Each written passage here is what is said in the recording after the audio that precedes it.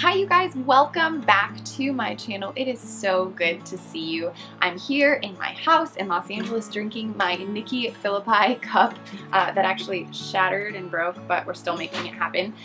And inspired by Nikki Philippi herself, I am doing a Q&A session series. I think I'm going to do these more because 2 weeks ago we filmed a Q&A for 10K and you guys sent questions, and after that video happened the questions kept coming, and so I want to be able to every now and then post a video that just answers a question or two from you.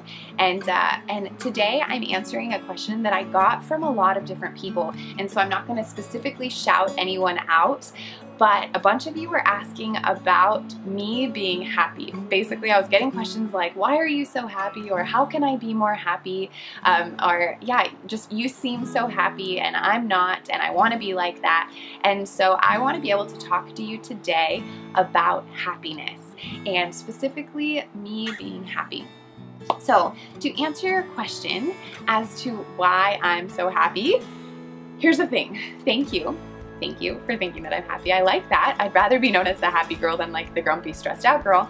But the first thing you need to know about me being happy is that I am not always happy.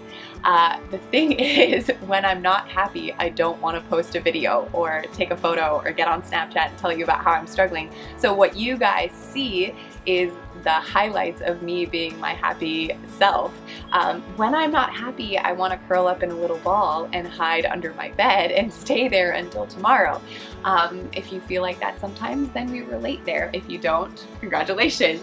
I think that for me, being kind of an emotional person, so my highs are really high, my lows are also very low, and depression runs in my family. So I've definitely struggled with that. I am really aware that I could become depressed, and I think about my thought life pretty often. So that's my second thing that I want to tell you about me being happy, is that I feel that part of being happy is a decision and like a commitment to pay attention to what I'm thinking about.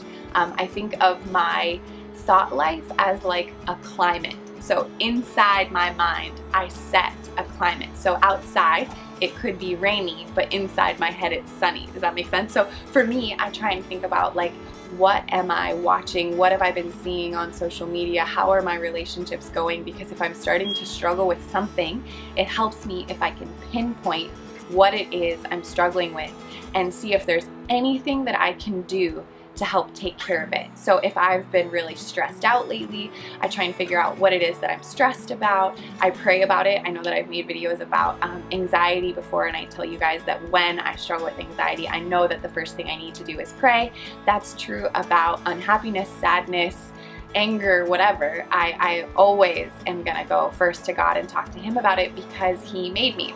And so in the same way that if I had car trouble, I would want to talk to Toyota, who made my car, to find out what's going on. If I'm having mind trouble, I want to talk to God, the one who made my mind, and see what He has to say about it. So I do that through praying and through reading the Bible. I also talk to my husband or talk to close friends who love me and can help speak into my life. The other thing is that I think of happiness as somewhat circumstantial. So I feel like there's a difference in my mind between joy and happiness, and I don't aspire to be happy all the time. If I wanted to be happy all the time, then I'd probably make some really bad choices and drink more than I should and do whatever I need to do in order to feel better when life isn't always feeling good. More so, what I desire is to live a joyful life. And joy is something that God desires for us as His children. In fact, in the Bible, it talks about how joy is a fruit of the Spirit. It's evidence that you have the Holy Spirit when you're able to receive the joy that God has for you. And the thing about unhappiness, I feel like a lot of times when we're unhappy, we fall into this mode of self-pity or like pride, or we play the victim where, oh, life is hard and here's all the reasons why I'm not happy. And what I find is if I can shift from, okay, that's how I feel, that's true, life sucks right now, to what can I do about it, and looking at all the things that I have to be thankful for, then I can actually change my circumstances and make them happier if I need to make something happier. So playing the victim and self-pity, I feel like rob you of creativity to be able to see how you could make life different and better, and so my commitment to being happy or joyful, or however you want to call it, helps me to realize when I'm bummed that I need to ask for help or make something different. Oh yeah, okay, and I guess my last thing is I want to be someone who is known as happy. Like that's actually what I want you guys to remember me for. So it's not some accidental thing like, oh my gosh, Jessica, you're so happy, and I'm going, wow, I had no idea. In the same way that some people really want a fancy car or want to be known as the hot girl, I know you're going, who would want to know that? They do. I want to be known at the end of my life as someone who was happy. And so because of that, I choose to keep my attitude in check, my heart in check. I choose to be thankful. And I think being happy is really pretty.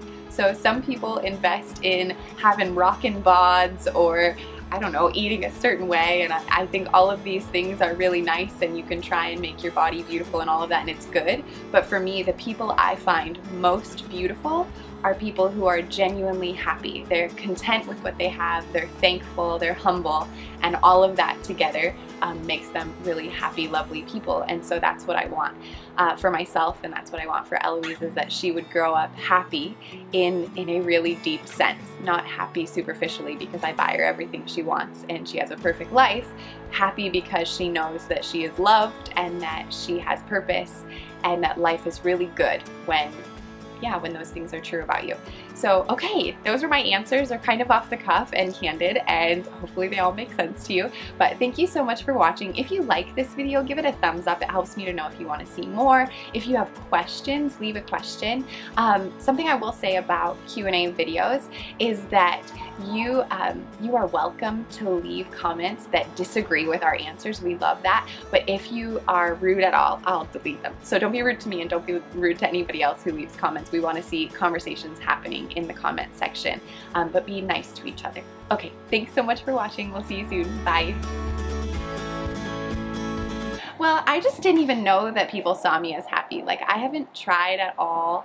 I feel like, yeah, it's just a total shock.